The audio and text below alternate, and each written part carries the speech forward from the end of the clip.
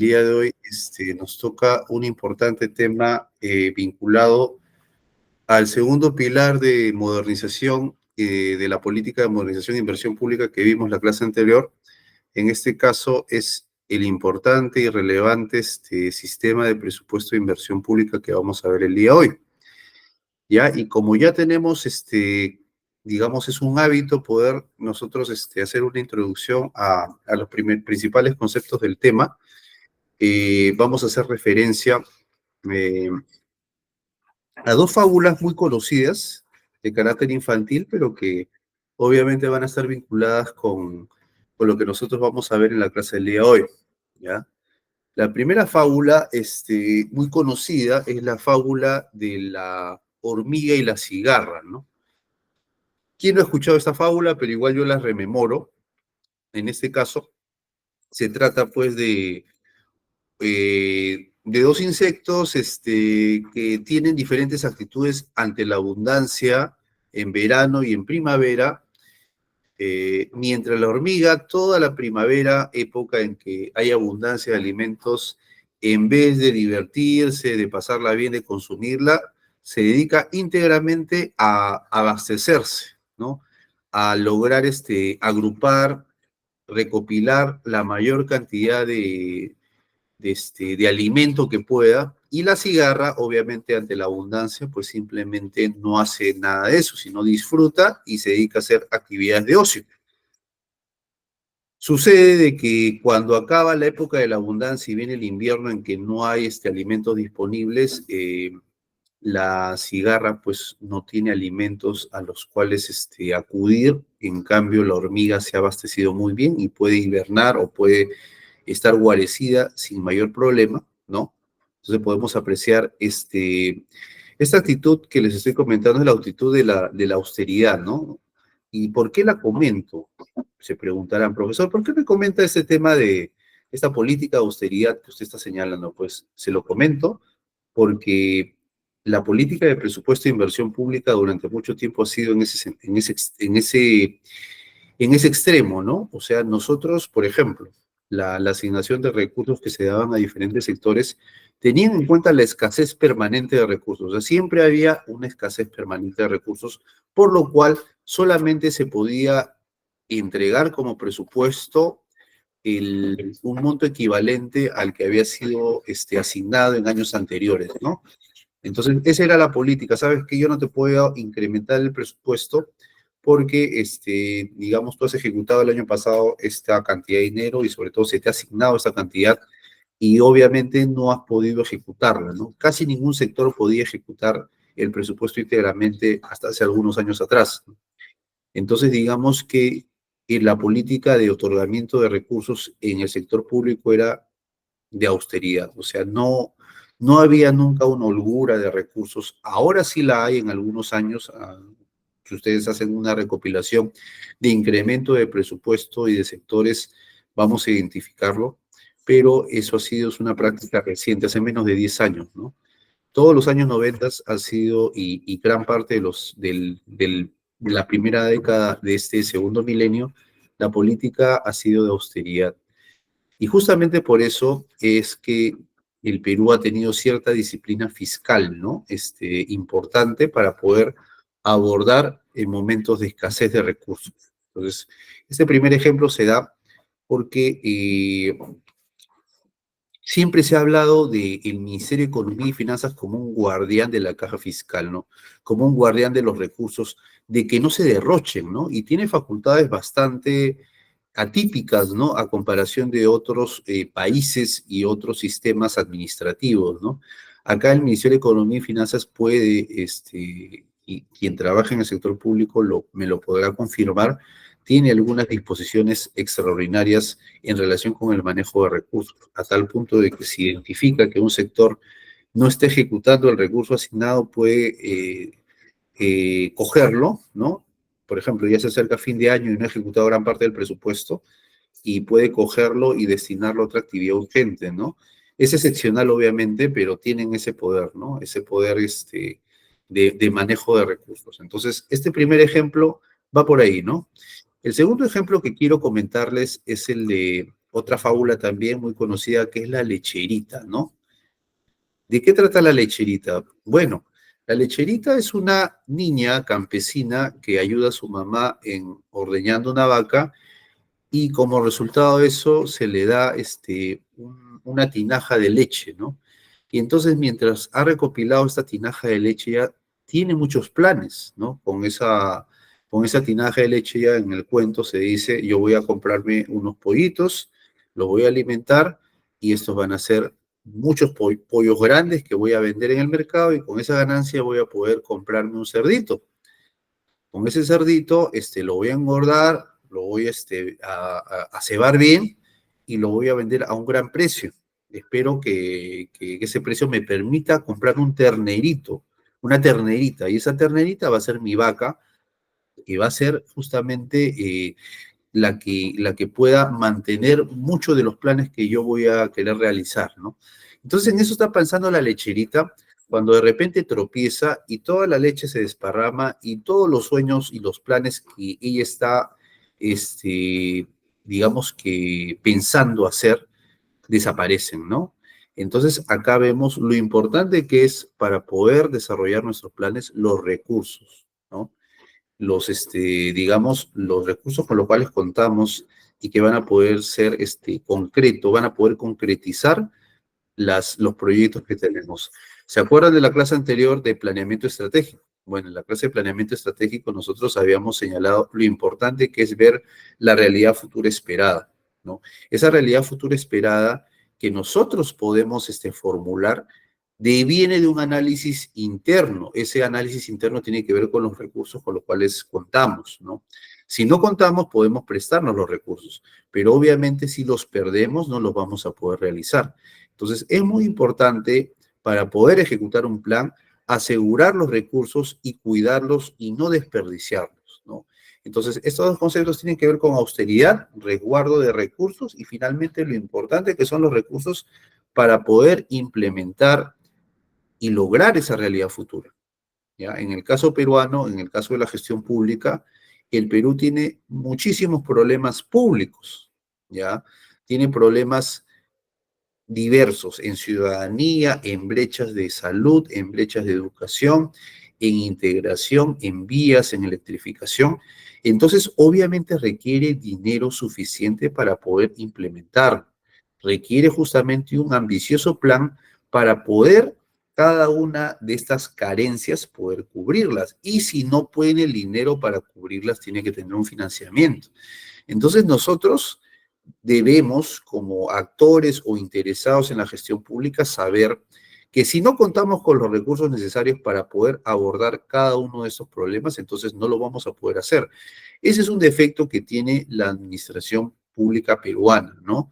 Que requiere justamente hacer de manera completa ese examen de planeamiento y señalar muy claramente, y a la ciudadanía también señalarlo. Miren, señores, para nosotros lograr una meta en 2050 que tiene que ver con ya tener suficientes hospitales a nivel nacional, ya tener centros educativos funcionando a nivel nacional, requerimos tal cantidad de recursos públicos, cosa que no tenemos y que vamos a tener que prestarnos el dinero, ¿no? Entonces, de esa manera, la ciudadanía va a entender que para poder lograr estas metas se requiere también que paguemos impuestos, para empezar, y segundo lugar, de que podamos tener claro qué cosa nos falta para poder ser una nación con sus servicios cubiertos. Eso es algo que falla el Estado peruano al momento de comunicarle a los ciudadanos qué necesitamos, ¿no? Entonces se aplica mucho, oye, ¿sabes qué? Voy a hacer lo que puedo, ¿no? Lo que el presupuesto me permite hacer, ¿no? Eso es un problema y es un defecto de la administración pública peruana. Yo personalmente, una persona que trabajo en la administración pública, lo señalo, ¿no? Porque creo que es muy importante tener claridad sobre esos factores para poder entender el problema y cómo podemos nosotros contribuir a su solución como ciudadanos, como aportantes de impuestos, ¿no? El Perú es uno de los países en los cuales no se pagan, no hay mucha presión tributaria porque finalmente si no pago impuestos no me persiguen. Los Estados Unidos de Norteamérica, por ejemplo, es un país que señala delitos tributarios muy claros y si yo no pago mis impuestos me voy preso. me embargan todos mis bienes, me persiguen finalmente por haber hecho esa omisión. El Perú no es así, por deficiencias de su sistema de persecución penal, por deficiencia de seguimiento tributario, pero justamente por eso no hay mucho aporte de impuestos para empezar, ¿ya? Pero ese, ojalá, bueno, fuera el principal problema. Hay muchos otros problemas vinculados, ¿no?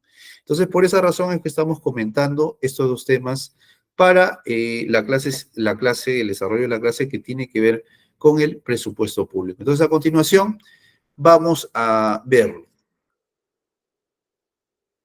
Y para eso tenemos que partir de un concepto muy importante que es la administración financiera del sector público, ¿ya? Como habíamos visto en otras clases, es muy importante saber de que el Poder Ejecutivo, el Gobierno Nacional sobre todo, cuenta con sistemas administrativos. Y estos sistemas administrativos tienen en conjunto la finalidad de garantizar el eficaz y eficiente uso de recursos públicos y tienen un ente rector. Hacemos una mirada al artículo 46 de la Ley Orgánica del Poder Ejecutivo. Este artículo señala los principales sistemas administrativos con los cuales cuenta el sector público. Después esta norma ha sido ampliada porque, digamos, aparece el concepto de administración financiera del sector público que define más sistemas, ¿ya? Pero en este momento, en el año, si mal no recuerdo, 2008, en que aparece la Ley Orgánica del Poder Ejecutivo, se definen estos sistemas. Hacemos un recuento de ellos: el sistema de gestión de recursos humanos, de abastecimiento, de presupuesto público, de tesorería, endeudamiento público, contabilidad e inversión pública, planeamiento estratégico, que vimos en la clase anterior, defensa judicial del Estado, lo que ven los procuradores públicos, control gubernamental y modernización de la gestión pública, que vimos en la primera clase, ¿ya? En este caso de aquí, nosotros hoy día vamos a ver dos sistemas de la administración financiera del sector público. Y la administración financiera tiene que ver estrechamente con el manejo de recursos públicos, ¿ya? Este es el primer acercamiento legal que hay a la determinación de estos sistemas administrativos. Y después van a aparecer otras normas donde se va a ver con mayor detalle este tema de la administración financiera del sector público. Entonces vamos a proceder a visualizarlos, por favor. Ya. Entonces, a ver, déjenme ver. Voy a dejar de compartir pantalla para poder, a ver,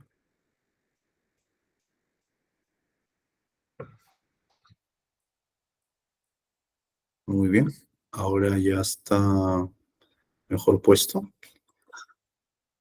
Vamos a ver el concepto de administración financiera del sector público.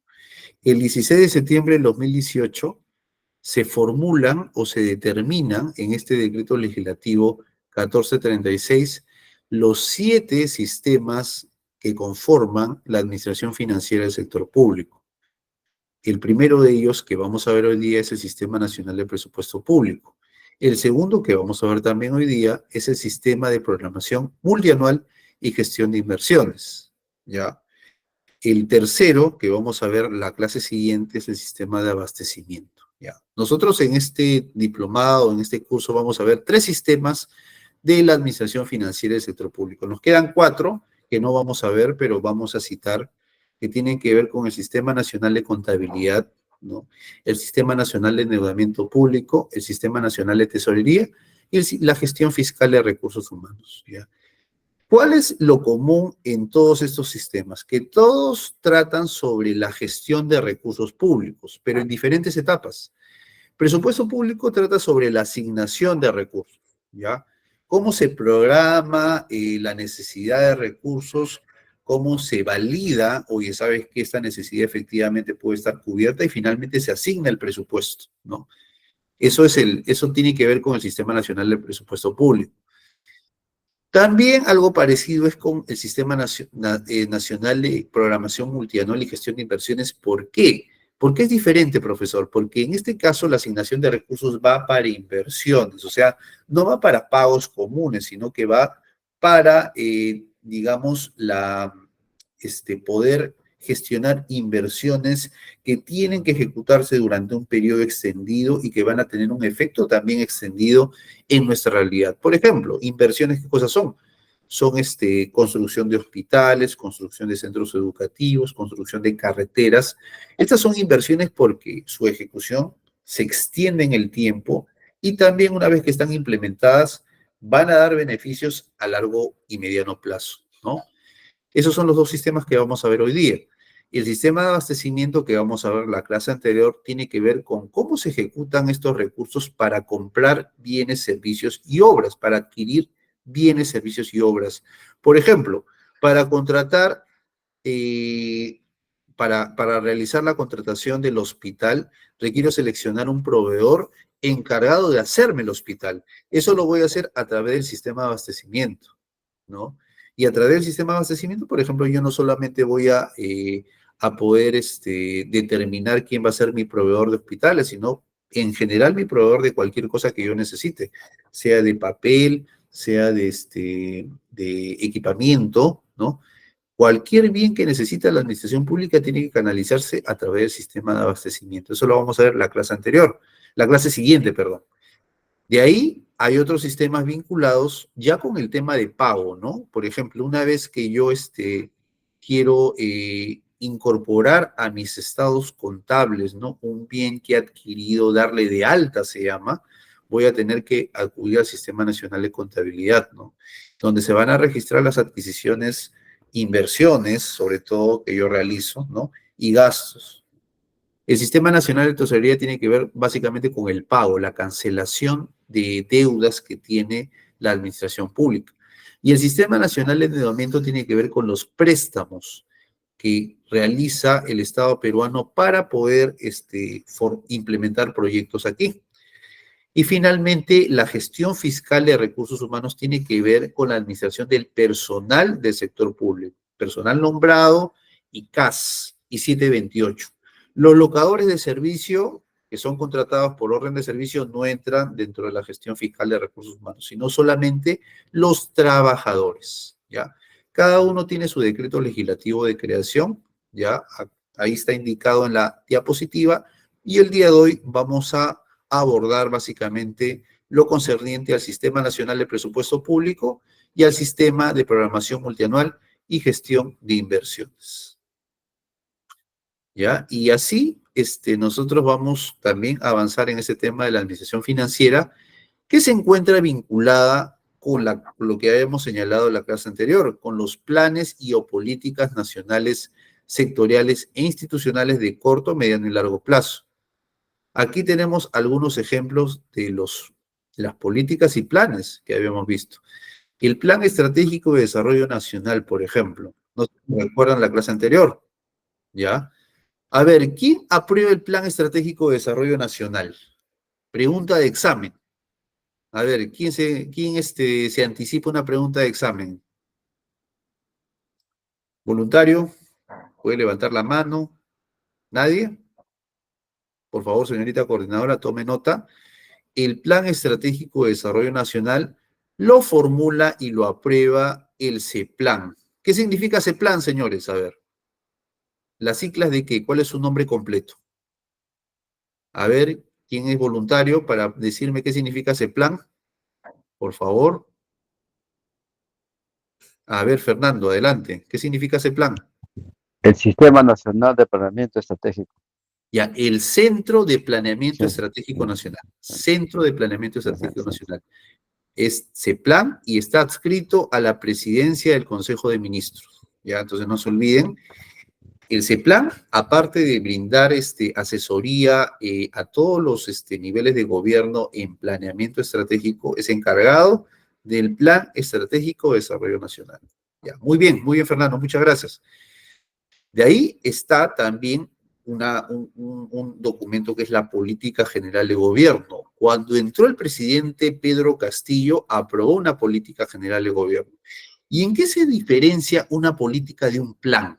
A ver, ¿alguien sabe? ¿Alguien tiene alguna idea? Es lo que vimos más o menos en la clase anterior. ¿Algún voluntario para reforzar acá conocimientos? ¿Alguien quiere intervenir? Si nadie quiere intervenir, a ver, les inciso. A ver, Fernando, adelante, por favor.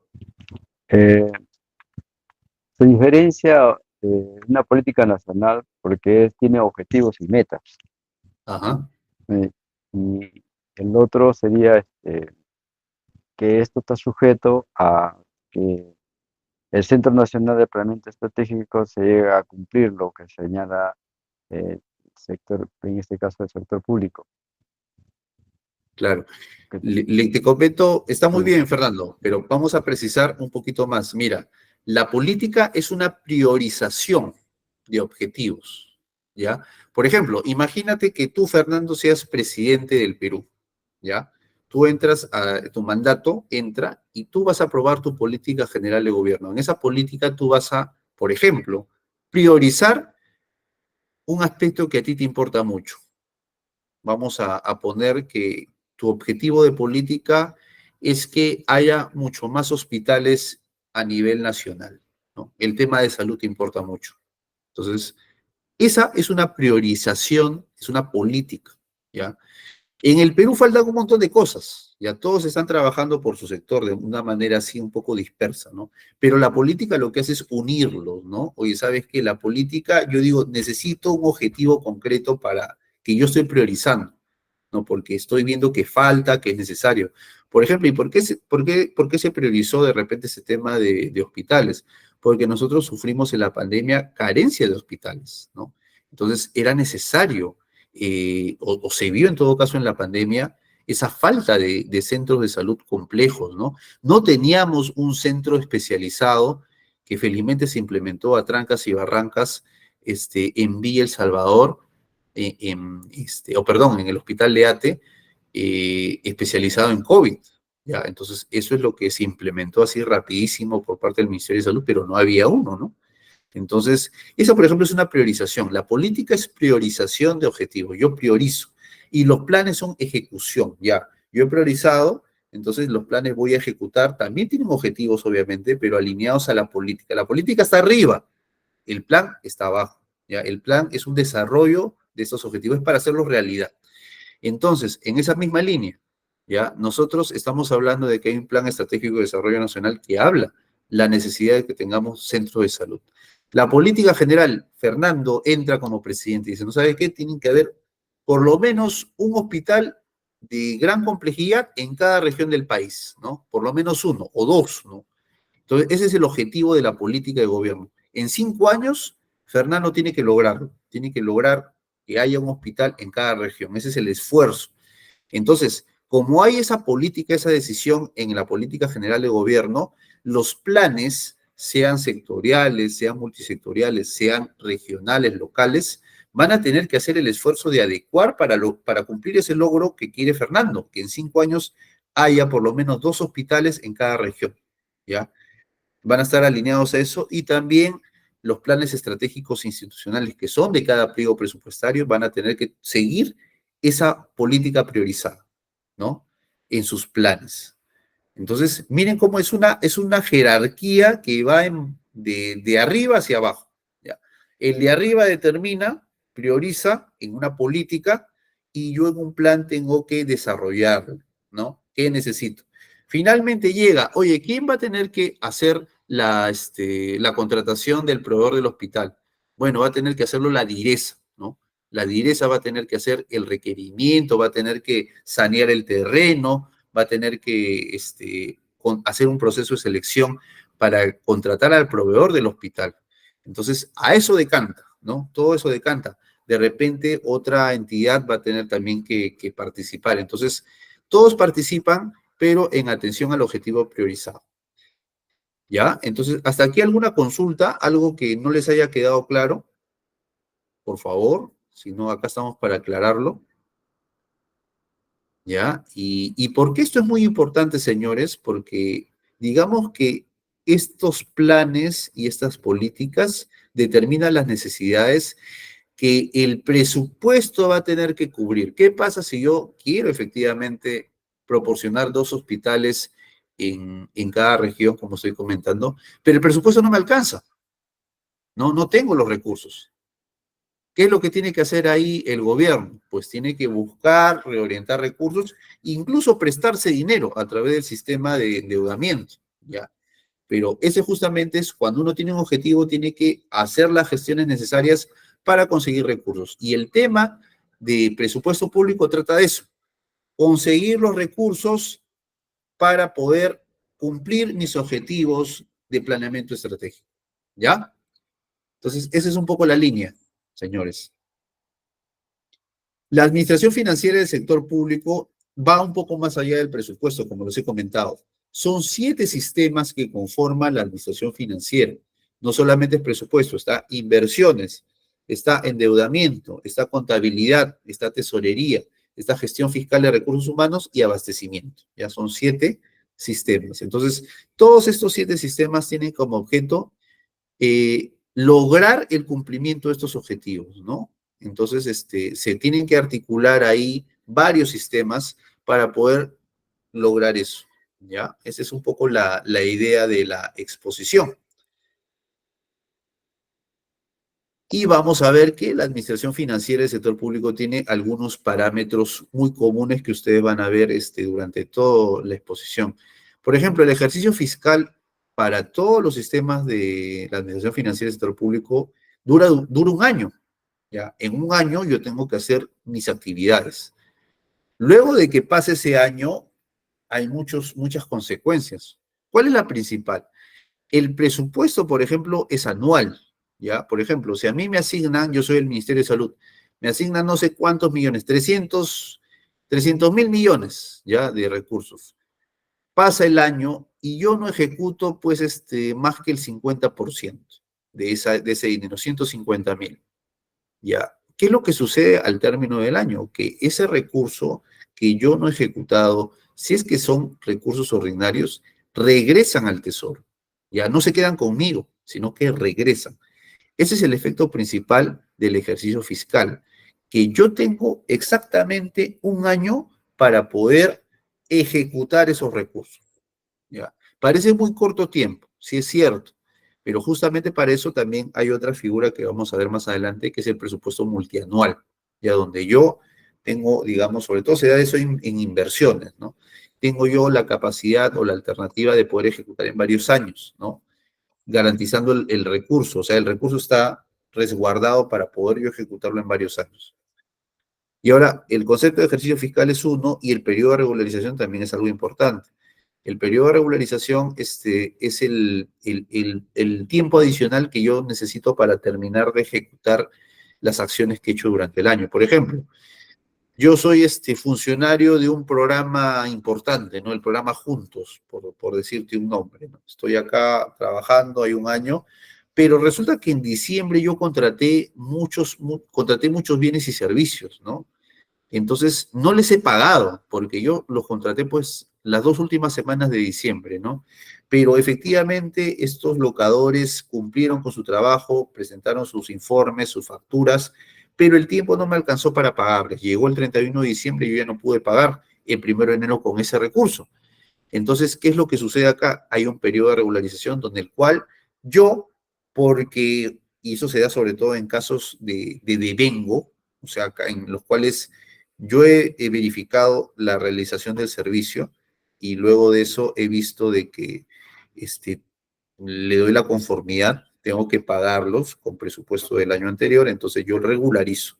En este periodo que se extiende la primera parte del año siguiente, yo voy a terminar de concluir mis pagos en tesorería, por ejemplo, ¿no? Entonces, ese es el objeto del periodo de regularización. A veces no me alcanza el tiempo específicamente, pero tengo un chance de poder regularizar los compromisos que ya había asumido el año anterior, ¿ya? Entonces, seguimos con el tema. Y esto es algo muy común que vamos a verlo en la administración financiera del sector público, ¿no? Que hay 3 etapas muy marcadas, ¿no? Yo programo, gestiono y evalúo. Eso se da en prácticamente todos los sistemas de la administración financiera del Estado. ¿Por qué programo? Porque yo necesito para el presupuesto saber cuánto necesito, ¿no? Ese es el ejercicio de programación de recursos. Por ejemplo, en el caso de presupuesto, hay un periodo y que ya justamente ha culminado y ya está en otra etapa, pero sucede en los primeros meses del año, en que yo pregunto a todos los órganos de la entidad qué necesidades tienen para el año siguiente. Entonces, hay toda esa recopilación de información, procesamiento, y se programa el presupuesto que yo necesito para el 2025, ¿no? Yo lo programo, lo sustento muy bien y lo presento ¿a quién? Pues a la Dirección de Presupuesto Público del Ministerio de Economía y Finanzas, quien va a revisar si tiene los recursos, va a ver cuáles son los gastos urgentes, va a priorizar, va a meter tijera y finalmente va a decir, no, mira, tú me estás pidiendo 300.000 millones, yo lamentablemente te voy a dar solamente 200.000, ¿no? Y te voy a justificar por qué. Bueno, entonces es ahí donde ya empezamos ahí el recorte y finalmente la siguiente etapa va al Congreso de la República, donde el Congreso de la República va a tener que aprobar en una ley el presupuesto del año 2025. Normalmente hacen el debate, inician el debate entre octubre y noviembre. A fines de noviembre están aprobando la ley, ¿no? Después de discutirla y esta ley va a ser vigente para el 2025. Entonces, el 2025 ya voy a tener yo incluso en diciembre, ya voy a saber cuánto presupuesto voy a tener en el 2025.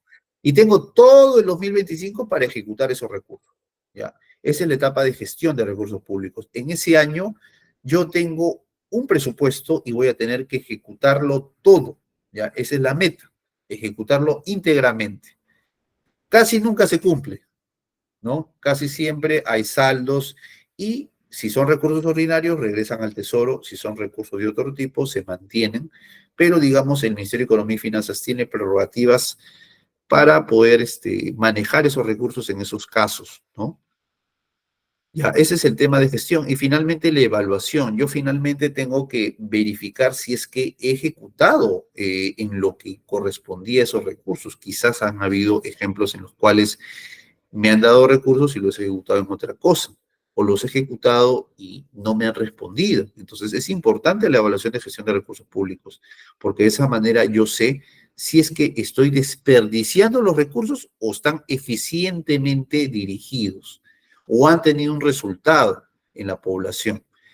Es importantísima la evaluación porque de darse supuestos de desperdicio, de malversación, reorientación inadecuada de recursos, eso tiene sanciones incluso de tipo penal, ¿no? Y obviamente de tipo administrativo. Entonces, esos son los tres procesos principales en la administración financiera de recursos públicos: programación, gestión y evaluación.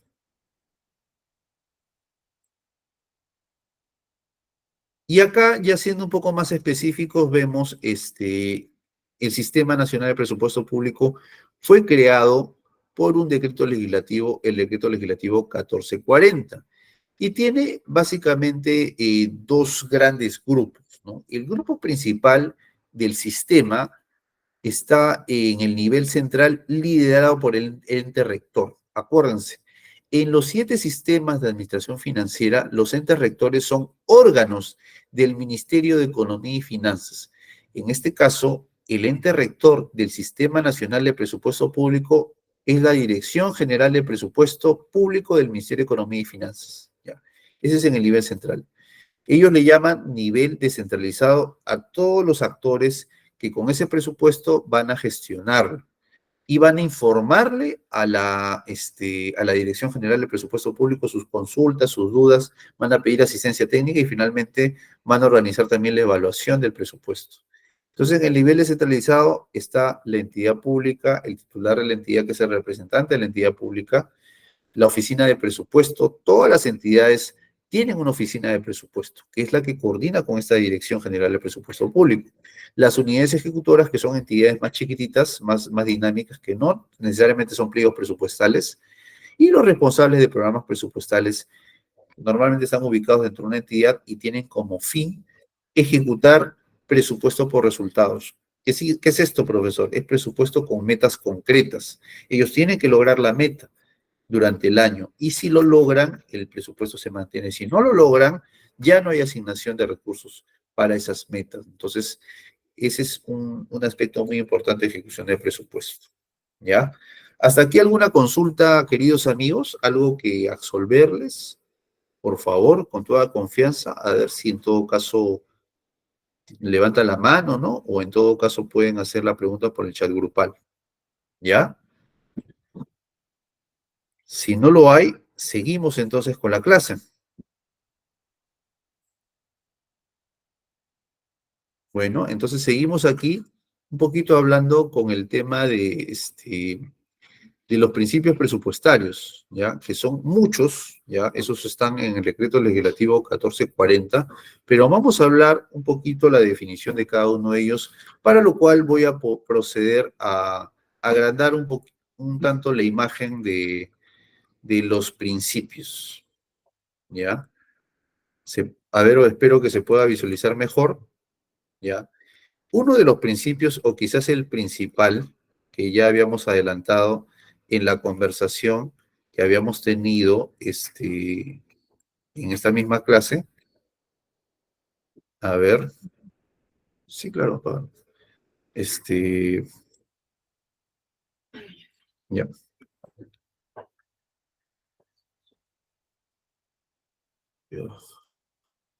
Uno de los principios que habíamos tocado es el de anualidad presupuestaria, ¿ya?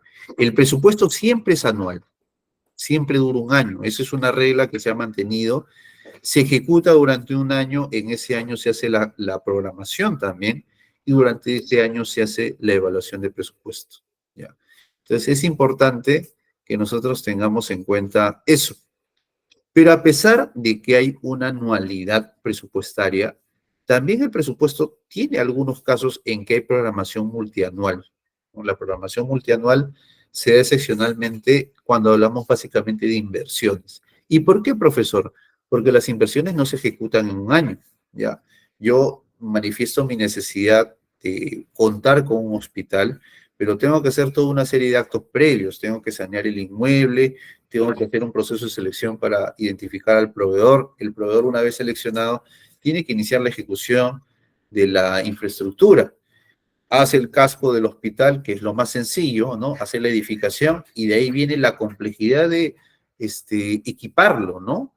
Equiparlo, contratar los equipos médicos, instalarlo, y eso demora varios años. Entonces es por eso que en algunos casos las inversiones tienen que ser multianuales, ¿no? Tienen que ir más allá del año. Entonces, y esos son el caso de hospitales, el caso, por ejemplo, de carreteras, el caso de infraestructura compleja, ¿no? Entonces, hay los supuestos de programación multianual.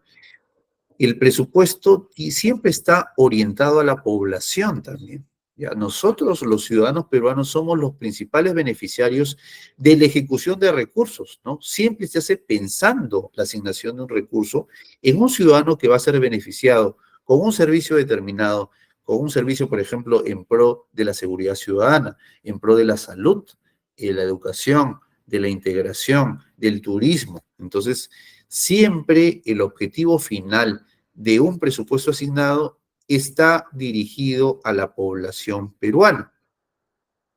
Y cuando nosotros recibimos presupuesto, tiene que también tener algunas otras consideraciones.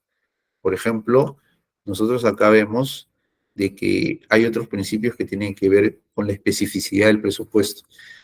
Cuando yo programo presupuesto, señores, voy a tener que dar un nivel de detalle. Yo necesito presupuesto, por ejemplo, para contratar locadores, que son algunas personas, asesores, consultores de servicios que no son, digamos, permanentes en la entidad, que me van a ayudar a un objetivo. La clase anterior, por ejemplo, habíamos hablado de que en mi programación yo necesitaba reducir la pérdida de años de vida saludables en la población peruana. Ese era un objetivo de política. Ese, por ejemplo, es una política. El político dice, ¿sabe qué, señor? Yo quiero que se reduzca la pérdida de años de vida saludables en la población. ¿Por qué? Por falta de hábitos saludables de alimentación, por no tener hospitales, o por no tener o vivir en condiciones precarias, de mal, no tienen desagüe, en fin, entre otras cosas más. Ese es mi objetivo de política. Entonces, yo en mi plan voy a desarrollar eso. Sí, ya. Entonces, para lograr ese objetivo necesito contratar personal especializado en nutrición que capacite a la población en buenos hábitos saludables. Necesito tener en mi centro de salud una persona que esté permanentemente asesorando a las personas que tienen riesgo de diabetes, riesgo de hipertensión, qué alimentación deben hacer para que no se dé una enfermedad crónica, ¿no? Muy bien, entonces yo necesito un tipo de perfil de locadores. Entonces, cuando yo gestiono mi presupuesto, por ejemplo, para el 2025, le digo al Ministerio de Salud, señor, yo soy un órgano del Ministerio de Salud, quiero contratar locadores especializados en nutrición para la prevención y fomento de prácticas de alimentación saludable. Ah, muy bien. Así de específico, y para eso necesito 100.000 soles, ¿no? En la contratación de estos locadores. Ah, ya. Así tiene que ser de específico el pedido, es por eso que se habla de especificidad, ¿no? El presupuesto también tiene que ser íntegro, ¿no? O sea, yo, si tengo necesidades, tengo que señalar todas las que tengo, ¿no? Entonces, no es parcial, yo tengo que señalar efectivamente las necesidades que tengo, ¿no? Ahora, finalmente, hay un otro principio que es de calidad del presupuesto ya, porque finalmente a mí me asignan el recurso, pero yo como ejecutor tengo que cautelar que sea destinado a servicios de calidad, no de baja calidad, no de mala calidad, sino que tienen que ser de calidad adecuada porque yo tengo la orientación al ciudadano. Quiero que este ciudadano esté satisfecho. Entonces no puedo, yo, por ejemplo, quiero hacer un centro de salud, pero no, quiero ahorrar plata, pues no, así nomás con un cemento que no es muy bueno, ¿no? O de repente que no sea antisísmico, ¿no? No me importa, ¿no? Total, yo quiero generar ahorro de recursos. No, señores. Y el presupuesto tiene que ser destinado a recursos de calidad, ¿no? Los mejores para el ciudadano. Entonces, eso es lo que debe informar. Stewart, te escuchamos, a ver, adelante. Profesor, buenas noches. ¿Cómo estamos? Todo esto también, bueno, asumo que en todo trabajo y en todo lo que se, digamos, se tiene que invertir y todo, también se ve mucho resaltado, creo, en el tema de este sector del sector vivienda o techo propio, creo, ¿no? Donde se asignan ciertos presupuestos, bueno, de una u otra forma, todos estos expedientes entran, creo, a concurso y, bueno, el más apropiado creo que es el ganador para realización de obras y todo este tema, creo, ¿no? Así es. Entonces creo que ahí también, bueno, yo tuve la oportunidad de trabajar justamente en una obra cerca donde yo, bueno, vivo. Y bueno, había un expediente, habían ciertas, digamos, un presupuesto destinado para cada cosa, cada material que se iba a comprar, todo el tipo de calidad y todo eso. Pero bueno, esto ya dijo, va por fuera, digamos, de todo eso. De una u otra forma siempre se ve ya por parte de los jefes en realidad, porque yo era prácticamente un trabajador más, siempre ven la forma como quien dice, de ahorrar muy aparte del presupuesto que se estaba dando. Claro que de una u otra forma había supervisión, ¿no? Pero, o sea, sí, que yo creo que de una u otra forma todo lo que se destina para que sea invertido, pues a las finales creo que tampoco se utiliza de una u otra forma. Sí, justamente muchos de los peruanos quizás no tenemos conciencia de lo importante que son los servicios. Muchas gracias, Stuart, por la intervención, que son los servicios de calidad, ¿no? O sea, a veces pensamos que, y ese es un problema cultural, ¿no? En el caso peruano, que los servicios públicos son para ciudadanos de tercera categoría, ¿no? Y eso, digamos, todo lo contrario, ¿no? Cuando uno trabaja en la administración pública, debería pensar de que el servicio es para ti mismo, es como si fuera tu casa, ¿no? En mi casa yo no voy a comprar materiales de mala calidad, no voy a poner en riesgo mi familia, ¿no? O las personas que quiero para que les vaya mal, ¿no? Todo lo contrario. Tengo que pensar en medidas de seguridad para que ellos se sientan bien, ¿no? Para que estén seguros y tengan las mejores condiciones y beneficios. Y el Perú es un país, pues, donde la cultura corrupta, ¿no? Y de sacar ventaja de cualquier situación que me lo permita, ¿no? Para obtener alguna ganancia, de repente reducir costos, de repente en las mismas horas, pues hay, en algunos casos se da corrupción y se pide una coima, ¿no? A los proveedores y ellos justamente en atención a esa coima reducen la calidad de la obra, ¿no? También se da. Entonces, es justamente las consecuencias de una mala gestión de recursos públicos, ¿no? Entonces, eso no es tan fácil de detectar. O sea, acá estamos hablando de asignación de recursos. En este dato concreto, a ti te dan a techo propio o al programa techo propio, le dan una cantidad de dinero y él informa la ejecución de esos recursos, ¿no? De dinero, ¿no? Entonces, no se ve y debería, y por eso que también es un principio de la calidad presupuestario, o sea, constatar canales en que los recursos no solamente están siendo gastados, sino están siendo gastados en bienes y servicios y obras de calidad, ¿no? Entonces, ese es un aspecto que está en construcción en la administración pública peruana, pero es un principio reconocido y todo funcionario que se dedique a la administración pública debe tenerlo claro. No solamente es ejecutar el recurso, sino también ejecutarlo en bienes, servicios y obras de calidad, ¿no? Ya eso por el lado de lo que dices tú. Ahora, no hay una afectación predeterminada. ¿En qué sentido? En que los recursos se me asignan, ¿no? Cuando son recursos ordinarios tienen, digamos, un objetivo, una meta, pero finalmente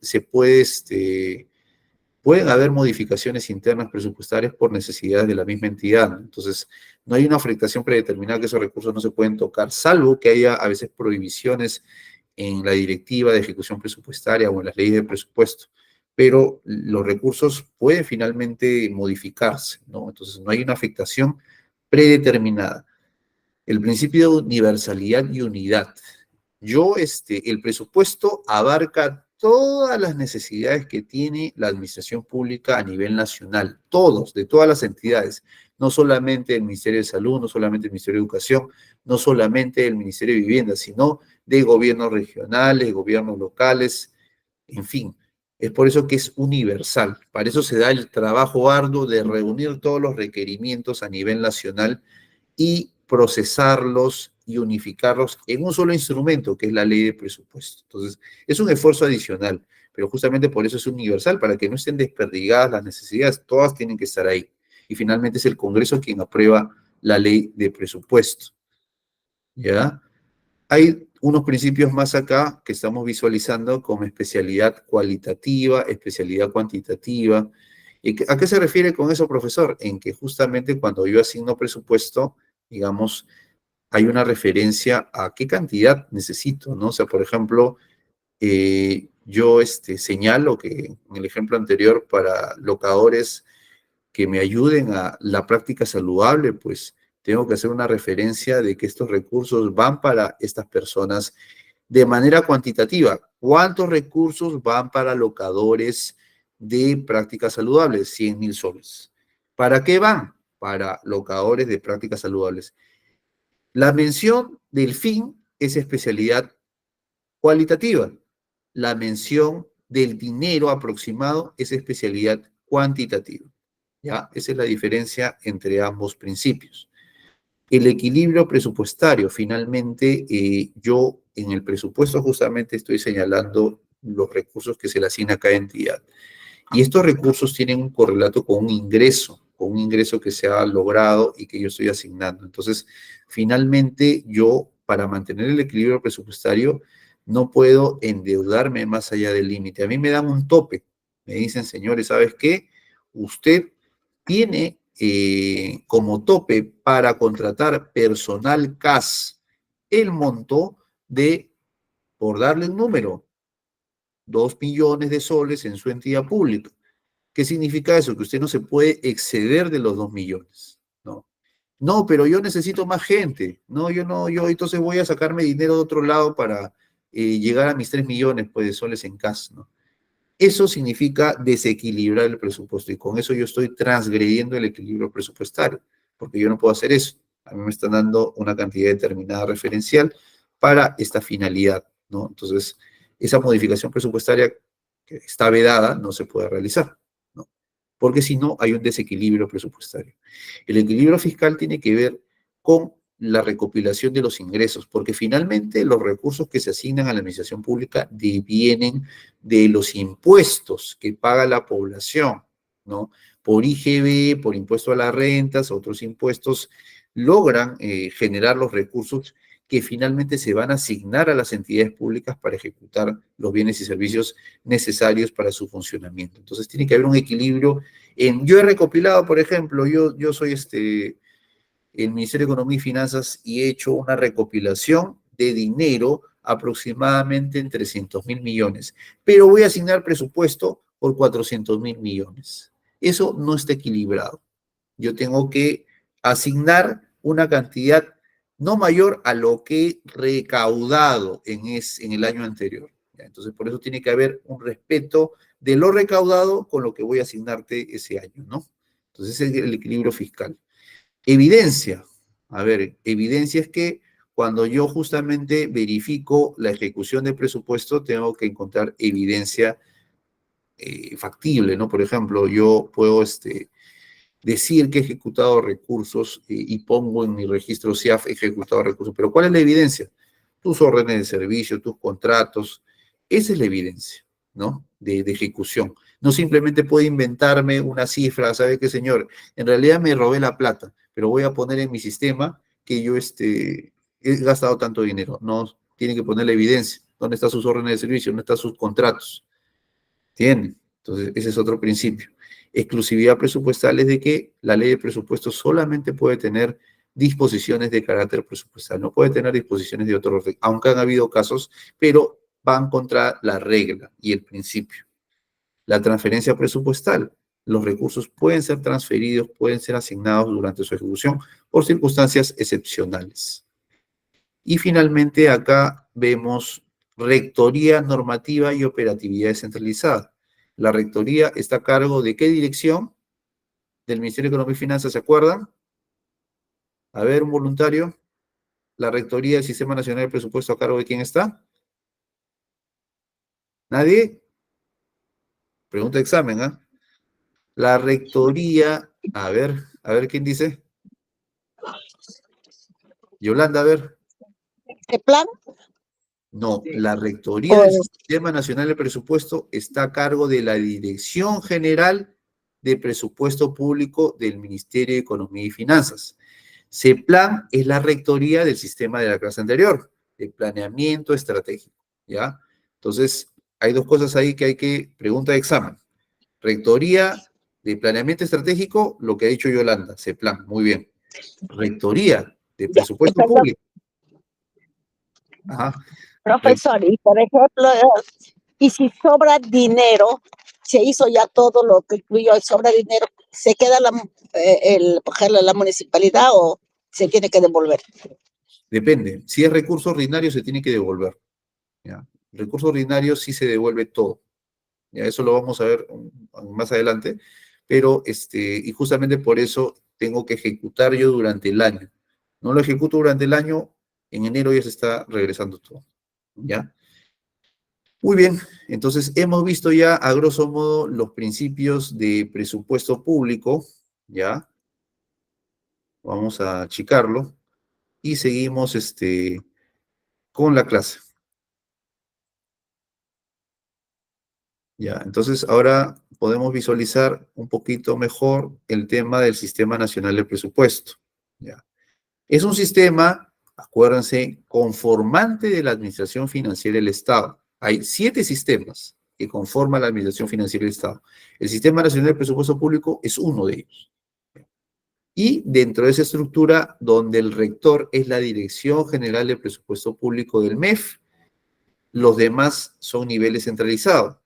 Las entidades, las unidades ejecutoras, los programas presupuestales, son niveles descentralizados. Ya, el titular de la entidad, ¿por qué es importante aquí? Porque el titular de la entidad es responsable en materia presupuestaria, ¿no? ¿Quién es el titular de la entidad? De un municipio, el titular de la entidad es el alcalde, ¿ya? O el consejo municipal, ¿no? También, llegado el caso. y bueno, el ministro, ¿no? El funcionario de más alto rango es el responsable. Tiene responsabilidad directa en materia presupuestal.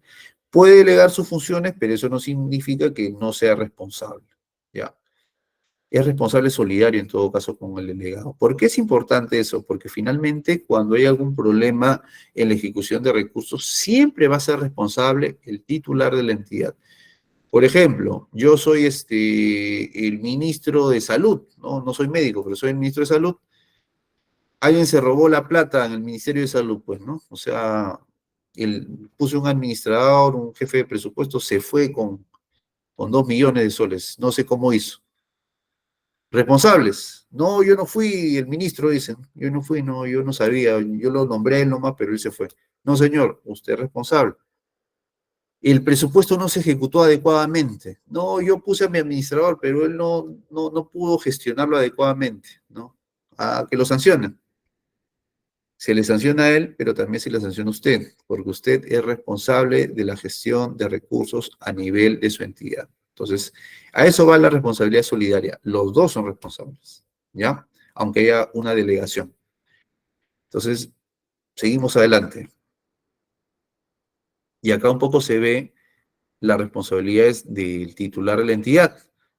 El titular de la entidad es responsable de efectuar la gestión presupuestaria, ¿no?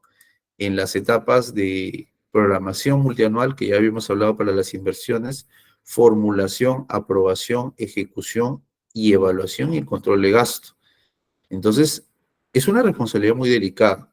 Creo que es una de las más importantes junto con la de abastecimiento, gestionar los recursos, ¿no? Gestionar los recursos, yo poder lograr que estos recursos se ejecuten en el año fiscal es algo difícil, pero demanda un esfuerzo especial del funcionario público. Y no solamente queda ahí, sino que también voy a tener que ver evaluar si es que estoy eh, destinando estos recursos a bienes y servicios y obras de calidad, ¿no? Y controlar el gasto, ¿no? También, ¿no?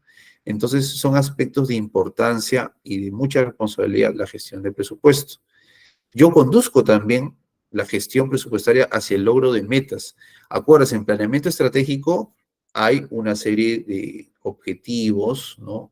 De políticas, en planes, y finalmente yo mismo como titular de la entidad, si es un pliego presupuestario, apruebo mi PI, que es mi plan estratégico institucional donde yo priorizo mis objetivos. O sea, yo, si estoy viendo que la política del presidente, bueno, ya no es Pedro Castillo, sino es Dina Boluarte, es gestionar infraestructura de salud, entonces, y yo justamente soy ministro de salud, entonces yo tengo que apoyar en lograr ese objetivo. Entonces, con mi conducción se va a lograr el objetivo de que, por ejemplo, en el caso de Lima Metropolitana hay un hospital más en el Cono Norte, por ejemplo. Actualmente se está construyendo un hospital o está en ejecución un hospital nuevo en Coyique, ¿no? En la zona norte. Entonces, hay un esfuerzo que está haciendo el Ministerio de Salud para lograr esa meta. Está demorando un poco, pero va por ahí, ¿no? Y también en esa línea, yo como titular de la entidad determino las prioridades de gasto, ¿no? En el marco de los objetivos estratégicos, ¿no? Que conforman el plan estratégico institucional. Entonces yo también, por eso mismo, como yo soy el titular de la entidad, yo voy a poner en mi PI, ¿sabes qué? Yo tengo estos compromisos, entonces voy a hacer actividades, voy a poner objetivos y tareas a cargo de mis órganos para que ellos se esfuercen en que haya el tema de un hospital en Coyique, ¿no? Se logre ahí la implementación del hospital de Coyique, se haga el monitoreo, el seguimiento, se informe, se logre la meta, ¿no? Entonces, a todo eso va las responsabilidades del titular de la entidad en efectuar la gestión presupuestaria, conducir hacia el logro de objetivos y determinar mis prioridades de gasto en mi PI, ¿no?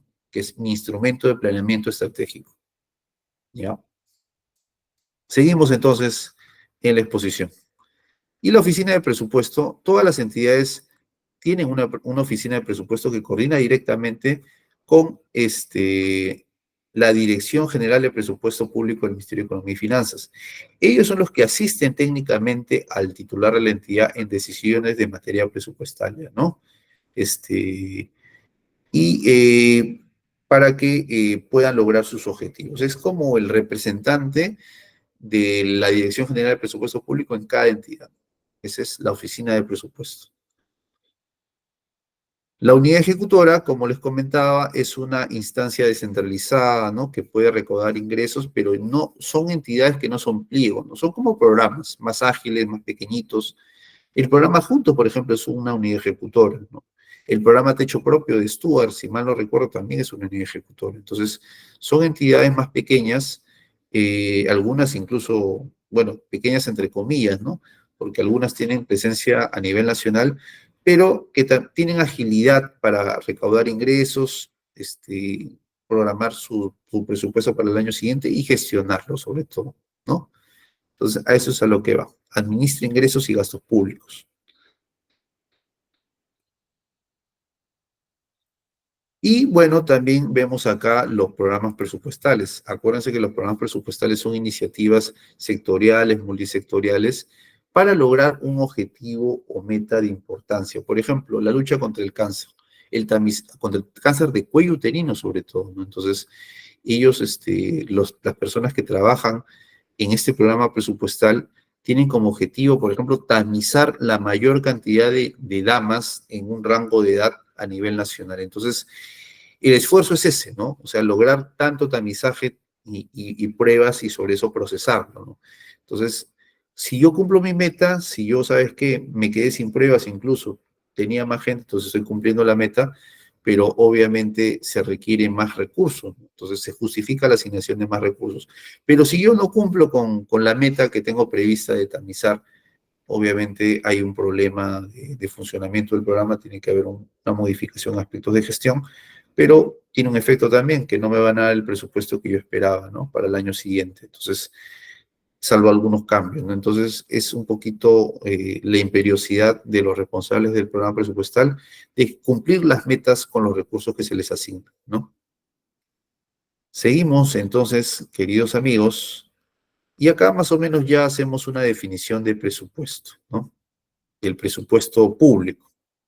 El presupuesto constituye el instrumento de gestión del Estado para el logro de resultados a favor de la población. Entonces, creo que es el instrumento más importante, porque sin el presupuesto nosotros no podemos lograr muchas cosas, ¿no? Podemos tener buenos planes, buenos objetivos, buenas intenciones, pero sin presupuesto eso no se va a materializar nunca. Los recursos son los que lo permiten. Entonces, es por eso que es un instrumento de gestión para el logro de resultados. Es muy importante.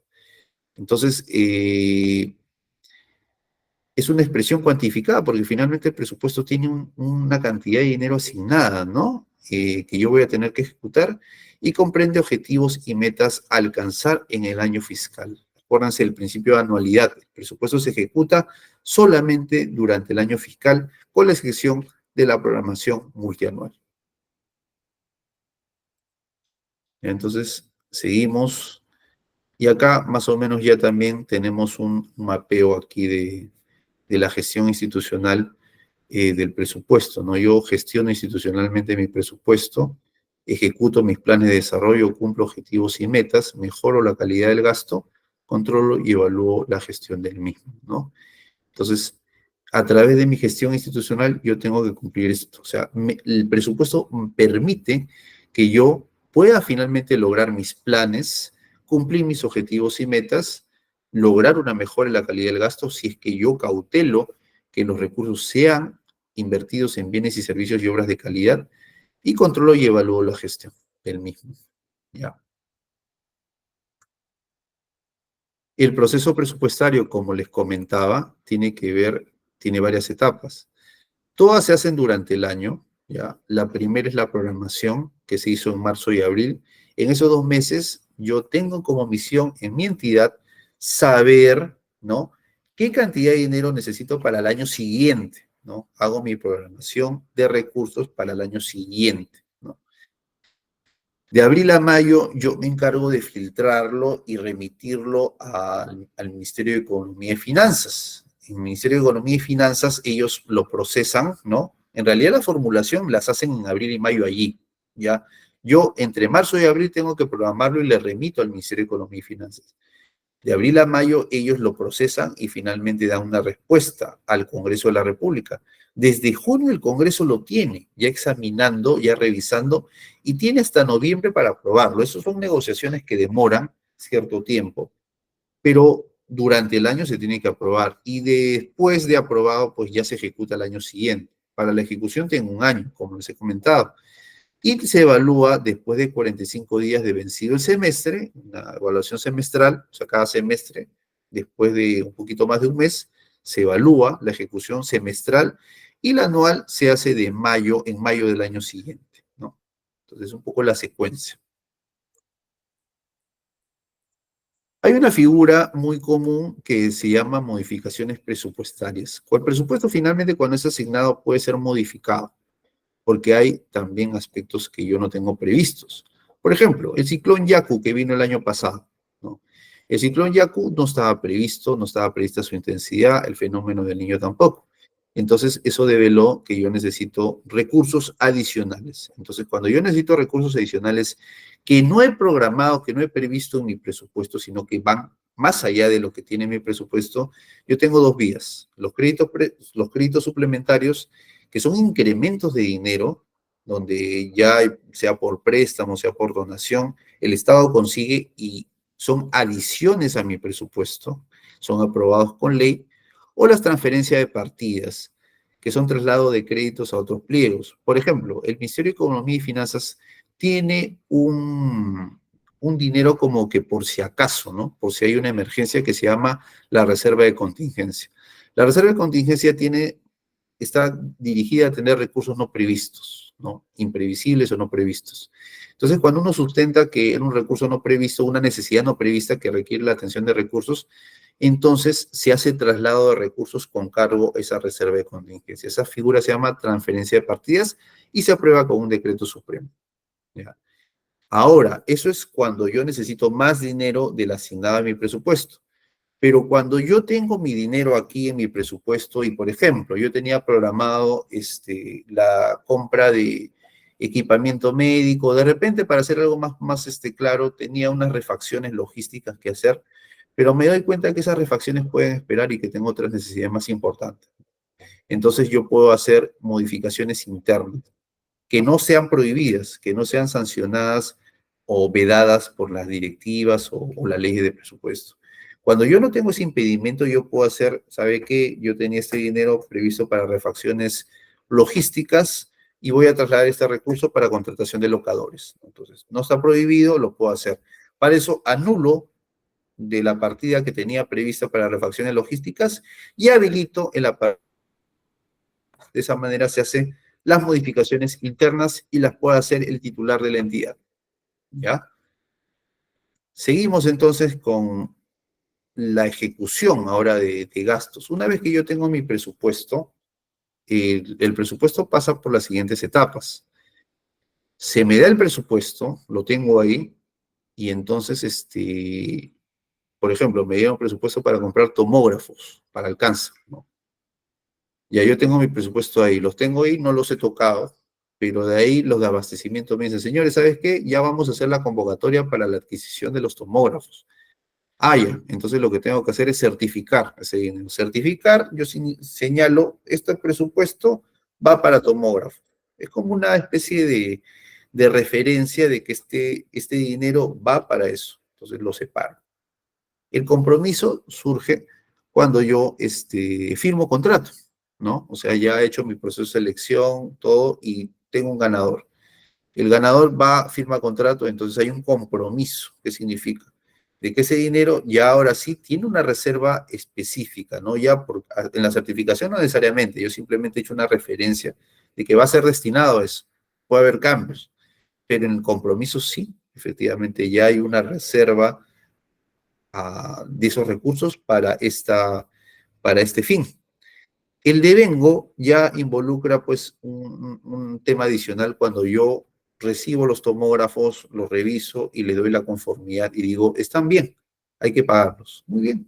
Entonces, cuando yo devengo, yo ya empiezo a procesar, inicio el proceso de cancelación y de pago, ¿no? Y finalmente el pago se da cuando yo presento mis facturas y el dinero ya está listo en caja para yo pagarle al proveedor, ¿no? Estos son los ciclos de ejecución del gasto, ¿ya? Que se tienen que hacer dentro del año fiscal. Si no se pueden hacer dentro del año fiscal, hay un periodo de regularización.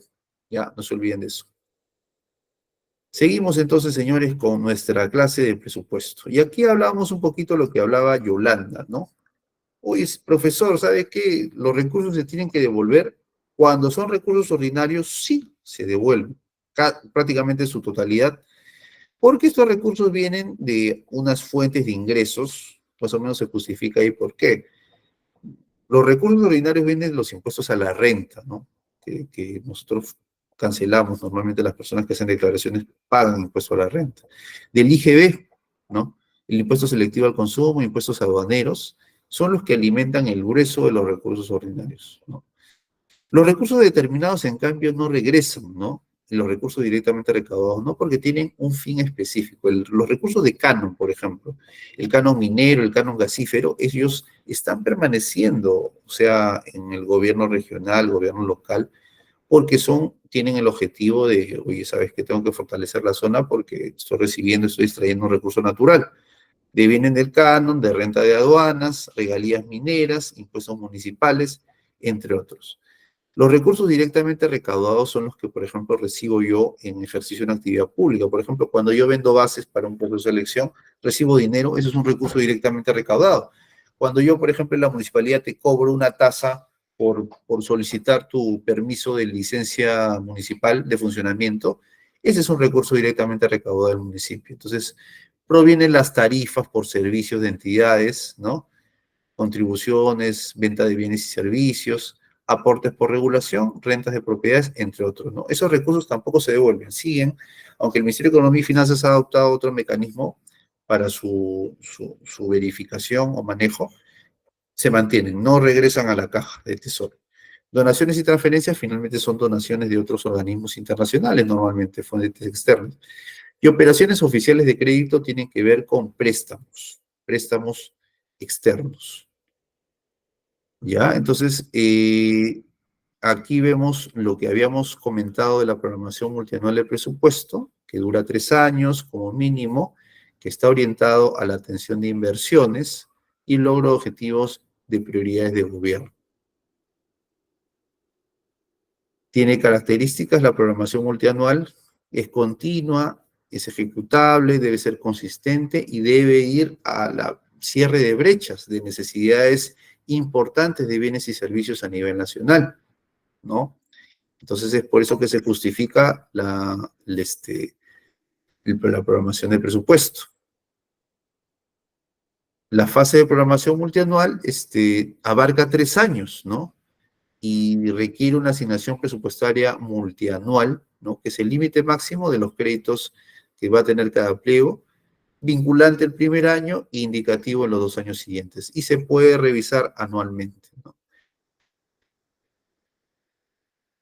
En ese aspecto, la Dirección General de Presupuesto Público estima esta asignación presupuestaria multianual en atención a los ingresos, a la fuente de financiamiento, prioridades de política, eficacia y calidad de los servicios establecidos.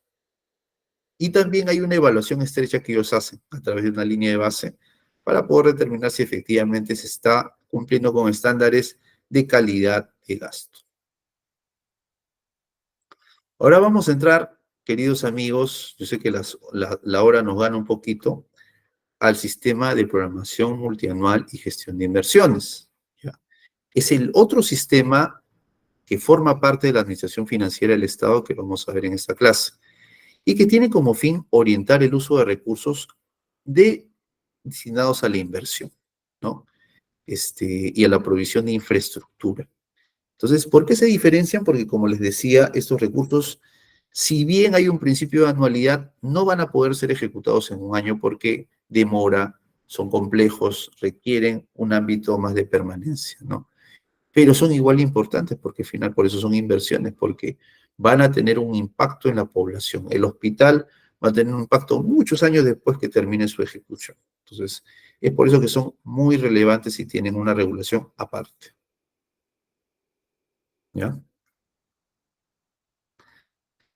La programación multianual de inversiones se realiza bajo criterios de eficacia, ¿no? Yo quiero mejorar la orientación del gasto hacia el cierre de brechas. Este es un término que vamos a ver muy común en cuando hablemos de inversiones, el cierre de brechas. ¿Qué cosa es el cierre de brechas, queridos amigos? Pues el cierre de brechas es la identificación de bienes y servicios que faltan en la gestión pública peruana. Y de eso tenemos claro nuestras carencias. Faltan hospitales, falta centros de educación, falta viviendas adecuadas, ¿no? Falta carreteras, nos falta todo, ¿ya? Pero justamente el objeto es reducir esas brechas, así se llama aquí, ¿no? Uno podría decir, usted no debería tener ninguna carencia, ¿no? Por ejemplo, en otros países el tema no se ve tanto desde lo que me falta. Nosotros tenemos claro que así como estamos formulándolo, siempre nos va a faltar algo. Ese es un poco el enfoque peruano.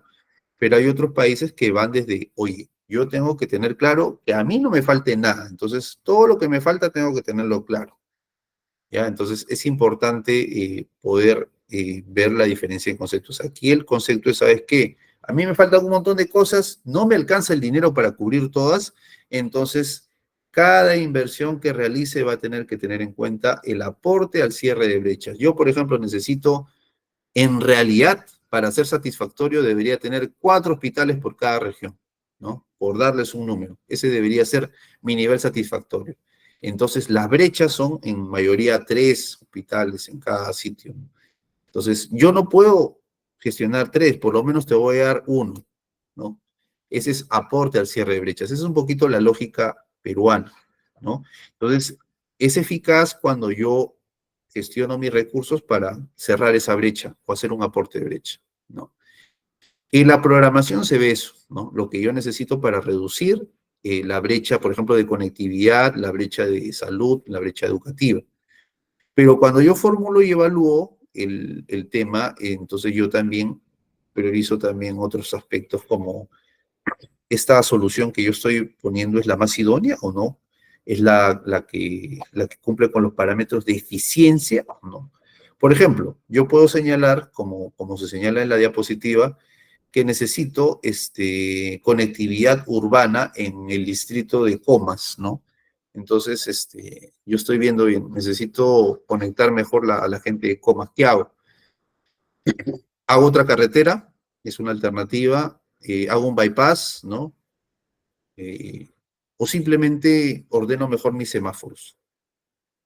Entonces ahí veo, tengo que hacer una evaluación para eso, si es que eficientemente construir un bypass es mejor que mejorar los semáforos o ampliar las vías urbanas, ¿no? O construir más pistas, ¿no? Entonces, ese es el resultado de la formulación y evaluación. Entonces, ahí me voy a dar cuenta que lo más probable es que digan, no sabe qué, mejor váyase por lo más barato, es igual eficiente, hay un estudio que lo prueba, hay una evidencia, entonces yo me voy por la semaforización, ¿no? Entonces, es ahí donde en la programación multianual de inversiones se prioriza la eficacia. ¿Qué tiene que ver con lograr cumplir la meta, el objetivo con los recursos que tengo? Pero en formulación y evaluación yo priorizo la eficiencia. Si es que yo puedo lograrlo con los recursos que tengo que buscar la solución más factible con los recursos que tengo, ¿no? Igual es satisfactoria. Entonces, hay esas condiciones ahí. Un proyecto de inversión, ¿qué cosa es, señores? Un proyecto de inversión es una intervención temporal financiada total o parcialmente con recursos públicos y que tiene como fin formar capital físico, humano, institucional, intelectual y o natural. Tiene como propósito crear, ampliar o mejorar la capacidad de producción de bienes y servicios. Eso parece un concepto un poco gaseoso, pero en realidad muchos de las iniciativas públicas entran en ese concepto. Por ejemplo, un hospital, ¿qué cosa hace un hospital? Bueno, un hospital, aparte de brindar un servicio, produce servicios, son servicios de salud, ¿no? Hay médicos, hay enfermeras, hay toda una organización que está orientada a brindar servicios de salud. Por eso es que tiene esa vocación productora, ¿no? De bienes y servicios y forman o resguardan el capital humano, el capital y la ciudadanía. Por eso es que son inversiones, no simplemente es un gasto, es un pago. Eso se le llama gasto corriente. Estos son gastos de inversión que van con un proyecto temporal, pero que permite recuperar, producir, ampliar, mejorar la capacidad de producción de bienes y servicios. ¿Ya? Hay otra intervención que está también bajo el ámbito de este sistema, que es el IOR. El IOR, a diferencia de los proyectos de inversión, son intervenciones puntuales que sobre unidades productoras que ya están funcionando, ¿no? Que son excepcionales y que permiten también el cierre de brechas, ¿no? Pero, por ejemplo, no afectan tanto no involucran la creación de una nueva producción de servicios. Por ejemplo, en un hospital, dentro de un hospital, yo hago, digamos, aplicación de tomografías, ¿no? Tengo un tomógrafo que no está funcionando, ya no, está fallando, no lo uso. Y estoy funcionando solamente con uno, ya. Entonces yo tengo mi capacidad de producción en este tema de tomografía. Me falta uno. Entonces yo voy a decir, ¿sabe qué? Yo quiero ampliar mi servicio o mejorarlo, repararlo. Para eso yo no hago un proyecto de inversión, sino que hago uno ayudar. Compro un tomógrafo adicional, lo preveo en el sistema de inversiones, me va a permitir mejorar mi producción de bienes y servicios y lo arreglo de esta forma. Otro ejemplo, que también lo estamos señalando en la diapositiva. Yo tengo un mirador turístico bellísimo, por ejemplo, en Arequipa, ¿no? Justo ahí hay junto al río, hay un mirador que mucha gente visita. Pero ¿qué pasa? Que hace poco se le cayeron un par de barandas al mirador y la gente no se puede acercar por esa parte. Sí se van por el otro lado. Entonces, ¿qué hace este mirador? Este mirador produce servicios turísticos porque la gente se acerca, toma fotos, va por esa razón a ese mirador. Si yo lo reparo, ¿no? Pongo las barandas que faltan, ¿estoy haciendo un proyecto de inversión nuevo o estoy haciendo una IOR? Que tiene que ver con optimización, reparación, rehabilitación. Estoy haciendo una IOR. Digo, Adelante, Fernando. sí, lo que quiere decir es que están haciendo un IVAR, algo que está complementando para el servicio. Exacto, o sea, ya hay un bien produciendo, ya hay un proyecto o una inversión produciendo los servicios. Por ejemplo, en el tema turístico está el mirador, la gente va al mirador, el mirador es un proyecto, pero una partecita del proyecto no está funcionando bien, necesito repararla, ¿no? Entonces, yo igual tengo que hacer una inversión, se va a llamar IOR, ¿ya? Porque es reparación. Entonces, vamos a ver qué significa IOR. IOR significa, acuérdense, acá está más detallado, es optimización, reposición y rehabilitación, ¿ya? Ahí yo, por ejemplo, hago reemplazo de equipos, el primer ejemplo, ¿no? Un tomógrafo que no me funciona, equipamiento, mobiliario que ha culminado su vida útil, reparo infraestructura dañada, ahí rehabilito, ¿no? Y optimizo, la mejoro, ¿no? La hago funcionar mejor. ¿Ya? Entonces, hay otros, ampliación marginal, también hay otros supuestos donde yo, por ejemplo, transfiero terrenos, son aspectos más excepcionales, ¿no? Los ejemplos más claros están acá. Hay ampliación marginal, acuérdense, pero también hay optimización, reposición y rehabilitación, ¿ya? Hasta aquí alguna consulta, algo que preguntar, ¿ya? Si no, por el WhatsApp grupal, si no tienen audio también, ¿ya? Entonces seguimos, ¿ya? Entonces, más o menos, ¿cómo funciona este sistema de inversiones que estamos hablando? Funciona de manera muy similar al tema de presupuesto público, pero tiene otros actores. En cada oficina, en cada entidad, hay una oficina de presupuesto, pero también en la mayoría de entidades hay una oficina de inversiones, ¿ya? Hay y tienen acá diferentes rótulos, ¿no? El rótulo, por ejemplo, de la Oficina de Programación Multianual de Inversiones, ese es el órgano que normalmente está, ellos elaboran la programación, están a cargo de la programación, el diagnóstico de brechas, ¿qué me falta a mí para poder brindar un buen servicio, ¿no? Elabora, actualiza la cartera de inversiones, ¿no? O sea, cuáles son las inversiones que a mí me faltan para lograr estar a 100%, ¿no? Y también realiza evaluaciones después de que acaban las inversiones. Entonces, ese es el rol de programación multianual de inversiones. Luego de que ellos hacen esa programación general, por ejemplo, el Ministerio de Salud, yo hago pues la programación de todo este sector salud, no solamente del ministerio, sino también de los gobiernos regionales, gobiernos locales, entonces a nivel nacional de todo el sector salud. Pero para el tema operativo específicamente ya viene la unidad formuladora. La unidad formuladora elabora las fichas técnicas y estudios de preinversión, ¿no? Y aprueba inversiones IOAR, ¿no? Por ejemplo, yo voy a hacer una IOAR, voy a reparar mi baranda del mirador turístico o voy a de repente comprar equipos, ¿no? Entonces ellos aprueban fichas y las inversiones y declaran la viabilidad de proyectos de inversión cuando son proyectos. La Dirección General de Programación Multianual de Inversiones está en el Ministerio de Economía y Finanzas. Ellos son los rectores, ellos asisten técnicamente a nivel nacional a todas las entidades públicas, aprueban la programación multianual de inversiones sobre la base de la consolidación de la programación multianual de inversiones de cada entidad pública, ¿no? Y brindan capacitación y asesoría técnica. Cuando yo he aprobado mi OAR, yo necesito ejecutarlo. Entonces, para eso le paso la voz a la Unidad Ejecutora de Inversiones, UEI. Ellos elaboran el expediente técnico o documento equivalente, ¿no? Y ejecutan, realizan el seguimiento y ejecutan la inversión. Proyectos de inversión también. Son como las personas que van a realizar eso que yo he programado, ¿no? Yo le digo, señor, necesito un hospital. Ya he aprobado todos mis requisitos de preinversión a través de la unidad formuladora. Ahora usted tiene que ejecutar. Ya está aprobado, ya muy bien. Empiezo el proceso de selección, contrato a los proveedores y ejecutamos. Una vez que lo ejecuto, también soy responsable de la ejecución física y financiera de las inversiones, ¿ya?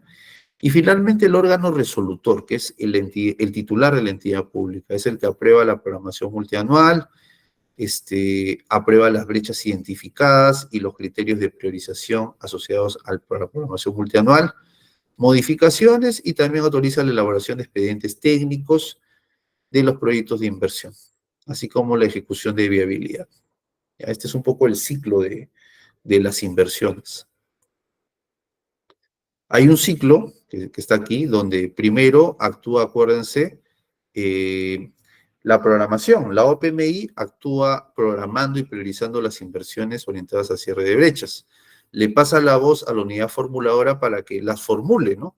Yo programo, sí, pero no les he formulado, no estoy señalando cómo van a implementarse. Formulo yo las inversiones y luego de que están formuladas se le pasa al ejecutor, que es la unidad ejecutora de inversiones, que elabore el expediente técnico o documento para que lo realice pues un proveedor, ¿no? Y una vez que está realizado, la OPMI otra vez entra para ver la operación y mantenimiento y la operación ex post. ¿Por qué operación y mantenimiento?